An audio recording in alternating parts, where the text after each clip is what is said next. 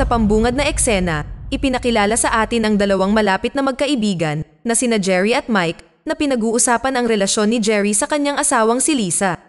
Pareho nilang ipinapalagay na niloloko siya ni Lisa sa pagtatangkang maghiganti. Iminungkahi ni Mike na dapat ay lokohin din ni Jerry si Lisa.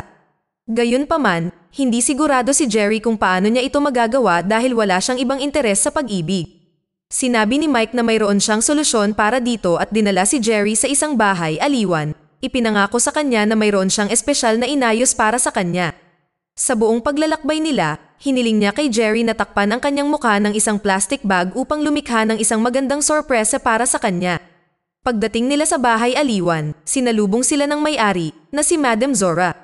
Nakita natin na ang lugar ay may nakakatakot at hindi nakaugali ang kapaligiran, at ang pinakakakaiba ay alam na ng mga escort ang pangalan ni Jerry. Kasunod nito, dinala si Jerry sa isang walang laman at madilim na silid at nakalock mula sa labas na nag-iwan sa kanya ng pagkalito. Habang ginagalugad niya ang silid, natuklasan niya ang isang itim na kahon na may nakasulat na pariralang "Stick it in here." Sa simula ay natatawa siya dito, ngunit kalaunan ay ibinaba niya ang kanyang pantalon at sumunod sa mga tagubilin.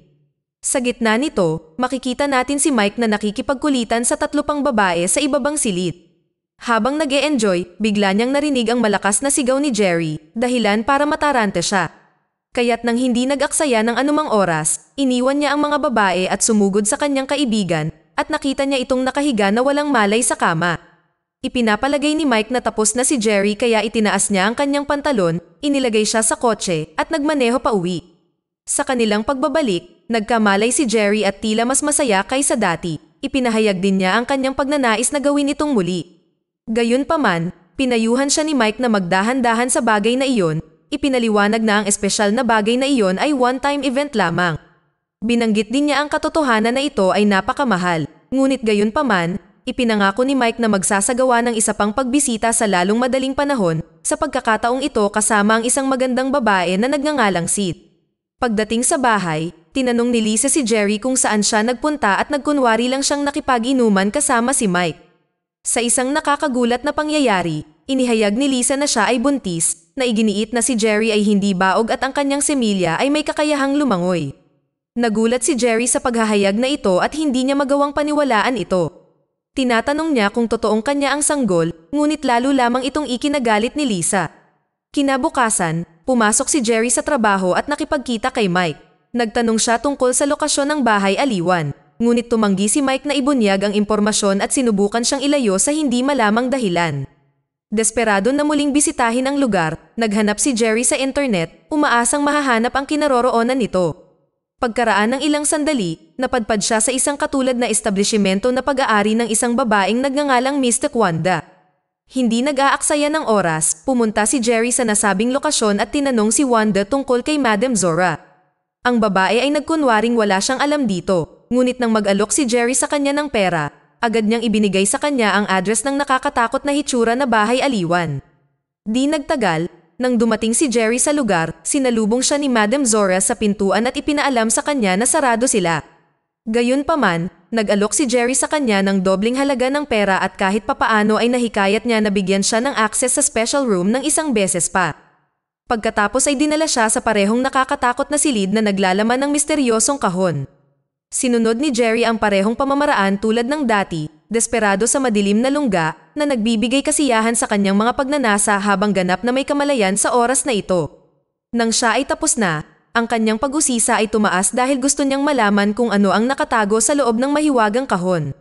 Sinubukan niyang sumilip sa butas gamit ang flashlight ng kanyang telepono at sinubukan pa niyang buksan ito ng sapilitan, ngunit natuklasan niyang nakalock ito mula sa labas.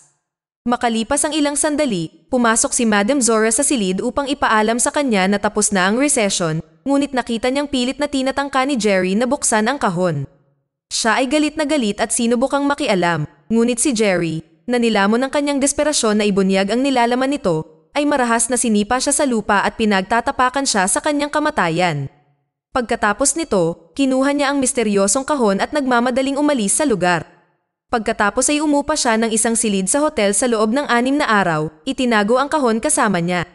Samantala, sa bahay aliwan, makikita natin si Detective Barnes na nag-iimbestiga sa kaso ng pagkamatay. Nakatuon siya sa pagtatanong sa alinman sa taong responsable para sa seguridad at maintenance ng bahay aliwan. Ngunit sinabi ni Ivan na wala siyang alam, na nagsasabi na siya ay wala sa panahon ng krimen dahil siya ay lumabas upang mamili sa pamilihan. Kinabukasan, si Jerry ay bumalik sa trabaho, ngunit ang kanyang isip ay nababalisa sa kanyang kamakailang makasalanang ginawa, hindi niya maalis ang katotohanan na siya ay nakapatay ng isang tao. Pagkatapos ng trabaho, bumalik siya sa hotel at muling nagpakasawa sa kanyang mga pagnanasa. Nang siya ay tapos na, kakaiba niyang ipinasok ang kanyang kamay sa butas ng mahiwagang kahon para lamang matuklasan ang isang malajeli na madulas na substance sa loob. Naintriga, sinimulan niyang hawakan ang kanyang sarili gamit ang madulas na likido na lalong nagpatindi sa kanyang kasiyahan na nagpapahiwatig na mayroong isang bagay na mahiwaga sa bagay na ito. Si Jerry ay nag-ipon pa ng likido sa isang maliit na bote bago umuwi. Pagdating niya, nagtanong si Lisa tungkol sa dahilan ng kanyang pagiging late at si Jerry ay gumawa lamang ng dahilan na may kinalaman sa trabaho. Kalaunan ng gabing iyon, natagpuan niya ang kanyang sarili na nag-iisa sa kama at sinubukang gamitin ang madulas na likido upang tamasahin ang kasiyahan. Gayunpaman, sa parehong sandali, pumasok si Lisa sa silid nang hindi inaasahan at nahuli siya sa akto. Mabilis na nag-isip at nakaisip si Jerry ng isang dahilan, nagkunwari siyang susorpresahin siya. Kasunod nito, ang dalawa ay nagpakasaya. Gayunpaman, desperado at agresibo si Jerry sa proseso na naging sanhi ng pagkabalisa ni Lisa. Kinabukasan ay naghanda si Jerry para umalis na nagkukunwaring may sasalubungin siyang kliyente. Naramdaman ni Lisa ang kanyang hindi pangkaraniwang pag-uugali nitong mga nakaraang araw. Kaya nakipag-ugnayan si Lisa kay Mike at nagtanong kung si Jerry ay may itinatagong lihim na relasyon. Itinanggi ni Mike ang anumang impormasyon ngunit nangakong ipapaalam sa kanya kung may mapansin siyang kahina-hinala. Maya-maya, habang naliligo si Lisa ay nakaranas ng biglaan at matinding pananakit ng tiyan na nagresulta sa pagdurugo. Dahil siguro ito sa madulas na substance na ginamit ni Jerry kagabi. Sa kabilang banda, si Detective Barnes ay nasa pinangyarihan ng krimen kung saan nadiskubre niya ang ilang libro ng kulto sa bookshelf ni Madam Zora. Ipinaalam sa kanya ni Ivan na ginamit niya ang mga aklat na iyon upang isumpa ang mga tao. Pagkatapos ay tumuloy sila sa nakapangingilabot na silid at napagtanto na nawawala ang itim na misteryosong kahon. Pagbalik sa hotel, nakita si Jerry na sinusubukang pasayahin ang sarili sa pamamagitan ng pagpasok ng sarili sa kahon. Gayunpaman, sa pagkakataong ito ay hindi niya magawa at sa halip ay nakaranas ng pananakit sa kanyang ibabang bahagi. Nagmamadaling inalis ang sarili sa kahon, natuklasan niya ang mga pantal na kumakalat sa ibaba ng kanyang pusot. Nag-alala dito si Jerry, kaya agad siyang bumisita sa isang doktor. Ang doktor ay nagsagawa ng ilang mga pagsusuri, nagreseta ng ilang gamot, at nagpayo sa kanya na umiwas sa regular na pakikipagtalik. Pagkatapos nito, kinansela ni Jerry ang lahat ng kanyang mga meeting sa trabaho para sa araw na ito at bumalik sa bahay upang magpahinga, ngunit sa kasamaang palad, ang impeksyon ay nagsimulang kumalat sa kanyang tiyan. Ang masaklap pa, nilapitan siya ni Lisa dala ang makabagbag damdaming balita ng pagkalaglag ng kanilang anak. Gayunpaman, hindi gaanong binigyang pansin ni Jerry ang bagay na ito at nagmungkahi lamang na subukan nilang muli. Sa kabila ng masakit na mga pantal at payong medikal, nanatiling lulong si Jerry sa paggamit ng madulas na bagay na ito. Kinabukasan, bumalik siya sa silid ng hotel dahil sa kanyang pagkahumaling, ngunit nang malapit na niyang ilagay ang kanyang maliit na saging sa black hole, napagtanto niya na ang kahon ay naubusan na ng madulas na bagay. Ngayon na hindi niya makontrol ang kanyang erotic drive, siya ay desperado na naghanap ng mga paraan upang buksan ang itim na kahon. Bilang resulta, bumisita si Jerry sa isang kalapit na tindahan ng hardware at bumili ng lock-cutting tool. Pagkatapos ay bumalik siya sa silid ng hotel at matagumpay na na-unlock ang mahiwagang kahon. Pagkatapos nito, kinuha niya ang misteryosong nilalaman nito at nagpatuloy upang bigyang kasiyahan ang kanyang sarili. Sa kasamaang palad, ang mga kahihinatnan ay nakakakilabot dahil ang kanyang mga pantal ay patuloy na kumalat sa kanyang katawan. Samantala, pagbalik sa bahay, natuklasan ni Lisa ang credit card statement na nagpapakita ng mga winidro ni Jerry na ginamit sa pagrente ng kwarto sa hotel. Kasabay nito, nakatanggap siya ng isang tawag mula sa lugar na pinapasukan ni Jerry na nag-aabiso sa kanya ng kanyang pagliban. Ang mga natuklasan na ito ay nagpatibay sa kanyang pagdududa na niloloko siya ni Jerry. Dahil sa kanyang mga hinala, nagmaneho siya sa parehong hotel sa pagtatangkang mahuhuli siya sa akto. Nang malapit na siya sa kanyang silid, naamoy niya ang isang hindi pamilyar na amoy at ipinapalagay na ito ay ang presensya ng isa pang babaeng nakikipagrelasyon kay Jerry. Pagkatapos ay ginalugad ni Lisa ang buong silid, umaasang makakahanap ng ilang mga pahiwatig. Nang wala siyang makita, pumasok siya sa banyo. Doon, nakakagulat na natuklasan niya ang isang mala jelly na gumagalaw na laman na ginagamit ni Jerry para sa kanyang kasiyahan. Gayunpaman, bago niya ito matanong, inatake siya ni Jerry mula sa likuran at sinakal siya ng mahigpit. Nang huminto siya sa paglaban, inalis ni Jerry ang kanyang pagkakahawak, iniisip na nagtagumpay siya sa pagpatay sa kanya, ngunit sa kanyang lubos na pagkabigla, siya ay buhay pa.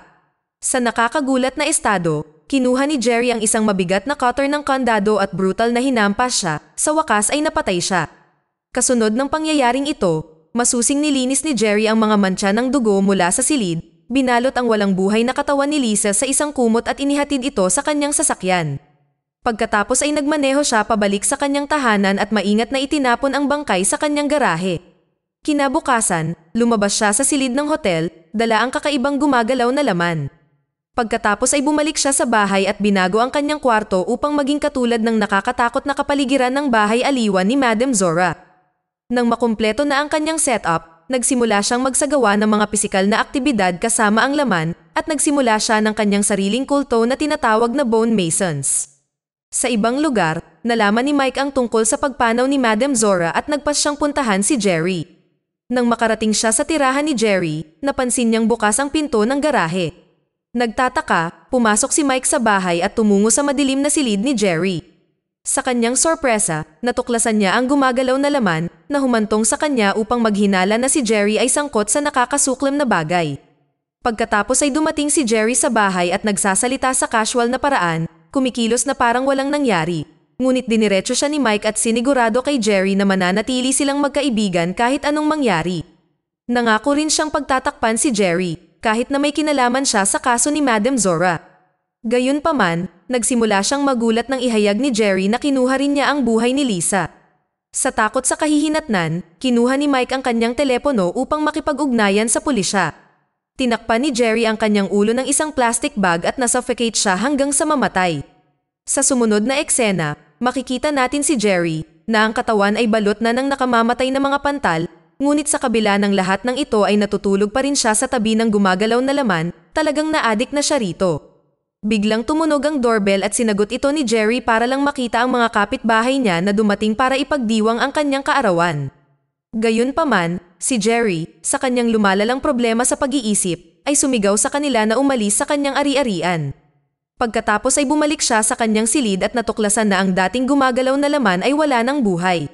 Sa sobrang kawalan ng pag-asa, napaiyak siya, hindi sigurado kung ano ang susunod na gagawin. Galit na galit, nagmamadali siyang pumunta sa bahay aliwan ni Madam Zora at humingi ng tulong kay Ivan, ngunit nabigla ang huli nang makita ang kanyang estado. Gayunpaman, inutusan niya si Jerry na maghintay sa parehong nakakatakot na silid habang dala niya ang patay na laman.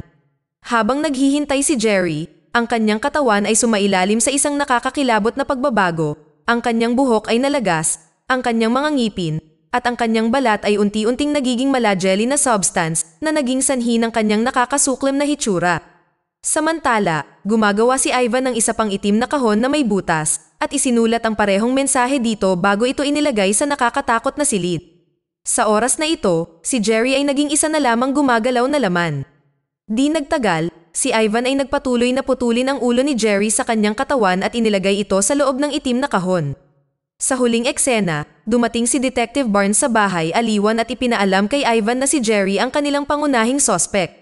Gayunpaman, mabilis na binago ni Ivan ang paksa at inalok ang detective ng isang espesyal na karanasan at dinala siya sa nakakatakot na silid na naglalaman ng itim na kahon.